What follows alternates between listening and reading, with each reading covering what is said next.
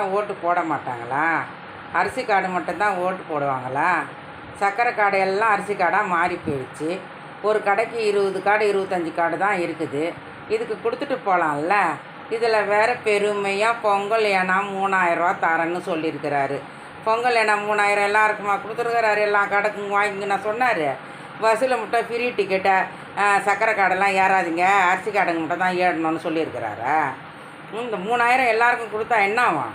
எல்லாருக்கும் பொதுமக்கள் தான் ஐஏஎஸ்ஸாக இருக்கிறவங்க வந்து வாங்க வேணாம். சர்க்கரை கார்டுக்காரங்க வாங்குறவங்களுக்கு கொடுத்துட்டு போகலாம்ல. சர்க்கரை கார்டு மாற்றாமலே சர்க்கரை அரிசி வாங்காதவங்களுக்கெல்லாம் சர்க்கரை கார்டு மாற்றி ரேஷன் கடைக்காரங்க செஞ்சு வச்சுருக்குறாங்க. அதை மாற்றவும் மாட்டேன்றாங்க. கொடுத்த பொங்கல் ஏன்னா எல்லாருக்கும் கொடுக்கணும், இல்லை அது கொடுக்காத விட்டுட்டு போனோம். சர்க்கரை கார்டாக இருக்கும்போது ஜெயலலிதா அம்மா பீரியடில் எல்லாருக்கும் எல்லா இனமும் கொடுத்துன்னு தான் இருந்தாங்க. எடப்பாடி கூட கொடுத்துன்னு தான் இருந்தார். இவர் தான் பொங்கல் நான் 3000 தரேன், சர்க்கரை கார்டுக்கு கிடையாது, அரிசி கார்டுக்கு தான் அப்படின்னு சொல்லியிருக்கிறாரு ரொம்ப பெருமையாக.